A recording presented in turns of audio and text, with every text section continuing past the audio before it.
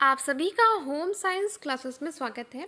जैसा कि आप लोगों को पता है कि तंत्रिका तंत्रिका तंत्र का हमारा टॉपिक चल रहा है, जिसमें हमारा ये सेकंड वीडियो, ठीक है। फर्स्ट हो चुका है, अभी तक आपने नहीं देखा तो पहले आप वो देखिए, उसके बाद ये वीडियो देखिएगा, तभी आपको समझ में आएगा। तो हम कहाँ से स्टार्ट करेंगे।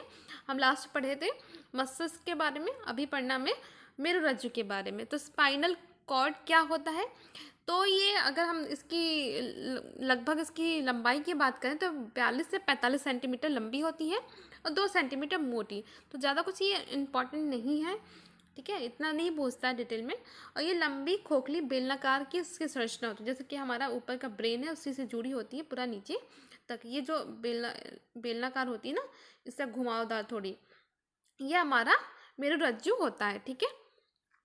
तो इसके कार्य क्या होते हैं, तो ये मस्तिष्क से आने वाले एवं जाने वाले उद्दीपनों का संवहन करती है और प्रतिवर्ती क्रियाओं में समन्वय एवं नियंत्रण करती है। तो ये क्या करती है, जो हमारे दिमाग से, ब्रेन से पूरे हमारे अंगों तक जो तंत्रिकाएं हैं उनके द्वारा सिग्नल पहुंचाती है, और उन्हीं के द्वारा सिग्नल हमारे ब्रेन तक पहुंचाती है। तो ये सिग्नल पहुंचाने का कार्य करती है। इतना समझ में आया आप लोगों को। कुछ इम्पॉर्टेंट यहाँ पे नोट देख लेते हैं जो एग्ज़ाम के लिए महत्वपूर्ण हो सकता है। जंतुओं में सबसे बड़ी कोशिका क्या होती है, तंत्रिका कोशिकाएं होती हैं, ठीक है। ये उसकी सबसे बड़ी कोशिका अगर एग्जाम में पूछा जाए तो तंत्रिका कोशिका होती है हमारे शरीर में। मनुष्य के शरीर में मध्यस्थ या संयोजी तंत्रिकाओं की संख्या सर्वाधिक होती है। तो जो संयोजी तंत्रिकाएं होती है ना, वो सबसे ज़्यादा अधिक होती है, ठीक है। और बात करें तंत्रिका तंत्र की इकाई न्यूरॉन होती है, इसकी सबसे सूक्ष्म इकाई की बात करें जिससे हमारा तंत्रिका तंत्र बना है, तो वो न्यूरॉन होता है। जैसे हमारे शरीर में सूक्ष्म इकाई पूछ लिया तो वो होगा कोशिका, ठीक है। कंफ्यूजन नहीं हो रहा है। अगर तंत्रिका के बारे में पूछा तो न्यूरॉन होगा। अगर हमारे ऊतकों का निर्माण, हमारे जो अंगों का निर्माण किससे हुआ है, तो उसका सूक्ष्म इकाई कोशिका है, ठीक है। जैसे कि अब कोई घर बनता है तो घर की सूक्ष्म इकाई पूछेगा तो क्या बताओगे आप लोग, ईंट। ईंटों के द्वारा ही तो घर बनता है। ईंट जैसे जैसे छोटे छोटे ईंट होते हैं तो उसके द्वारा पूरा आपका घर तैयार होता है, वैसे ही तंत्रिका तंत्र का निर्माण न्यूरॉन से होता है। एक एक न्यूरॉन के द्वारा ही पूरा तंत्रिका तंत्र बना है। वैसे जैसे हमारा अंग है, दिल है, अगर यकृत है, ये सब क्या है, कोशिकाओं से बना है। और तंत्रिका तंत्र न्यूरॉन से बना है, ठीक है। इतना जो इम्पोर्टेंट है इसमें बता दिया गया है।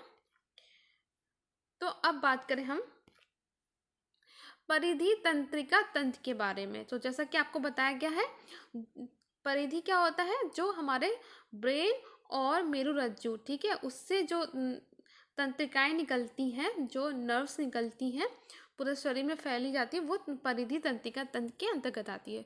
तो इसमें जो कपाल से जो तंत्रिकाएं निकलती हैं और मेरु तंत्रिकाएं जो निकलती है, जो मेरुदंड से, ठीक है।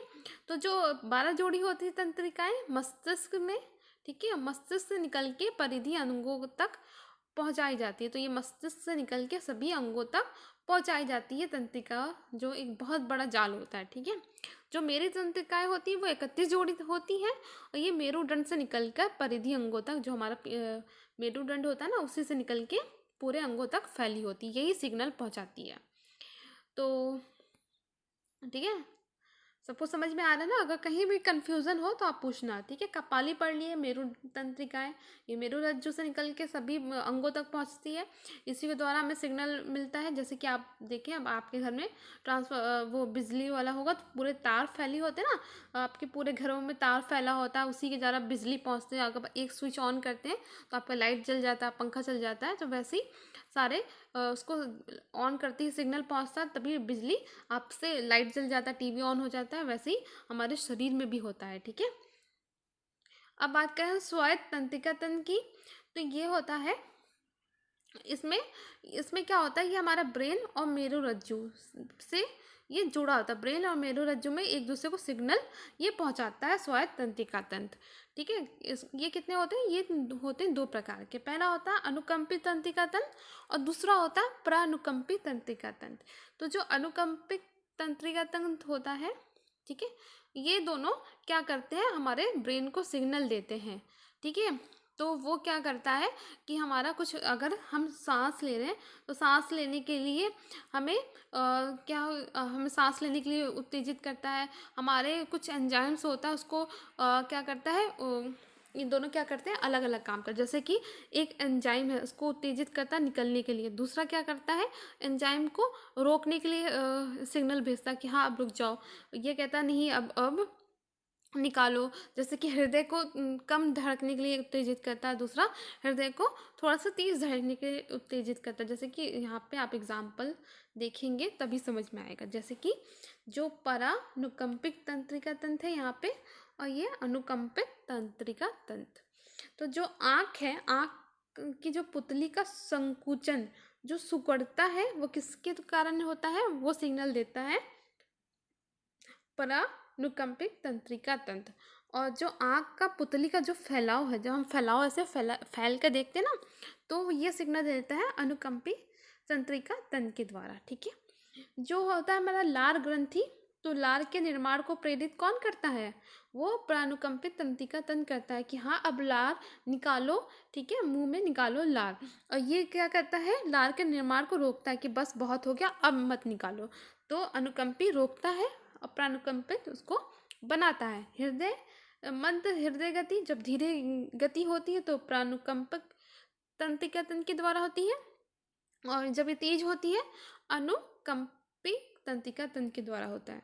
ठीक है, फेफड़े श्वास नलिकाओं का संकुचन, जब हम संकुचन करते हैं और ये इसका श्वास नलिकाओं का फैलना, जब हम फैलता है, जैसे हम सांस एकदम से लेके करते हैं तो फैल जाता है, और फिर इसका सांस छोड़ते हैं तो संकुचन। तो ये सांस जब हम सांस लेते हैं तो दोनों का हमारा इसमें यूज़ होता है। ठीक है, अमाशय जैसे पाचन को प्रेरित करता है कि हाँ पाचन होगा, और अमाशय के पाचन को रोका कि अब पाचन हो चुका अब नहीं। ठीक है, यकृत पित्त के स्राव को प्रेरित करता है, और ये क्या करता है ग्लूकोज के स्राव को प्रेरित करता है। और ये हमारा आंत क्रामकुंचन एवं स्राव को उत्तेजित करता है, जो भी हमारा इसमें से स्रावित होता है एंजाइम उसको प्रेरित करता है। ये क्या करता है, आंत के क्रामकुंचन एवं स्राव को विरोध करता है कि बस अब हो गया अब नहीं, इसको रोकता है। दोनों का कार्य हमारे सब में है, रोकना और उसको बंद करना, उसको संचालन करना। मूत्राशय में क्या होता है, मूत्राशय का संकुचन करता है, ये क्या करता है मूत्राशय का सिलीलन करता है। ठीक है, यहाँ पे एक और है वक्त और एपाइनेफाइन एवं नॉइपाइनेफाइन के स्राव को प्रेरित करता है। ठीक है, कौन, हमारा अनुकंपी तंत्रिका तंत्र। तो ये दोनों ही आवश्यक है हमारे सभी चीज़ों को सुचारू रूप से चलाने के लिए। ठीक है, तो आज का वीडियो इतना ही। अगर वीडियो पसंद आए तो प्लीज़ वीडियो को लाइक करें, शेयर करें और चैनल को सब्सक्राइब करें।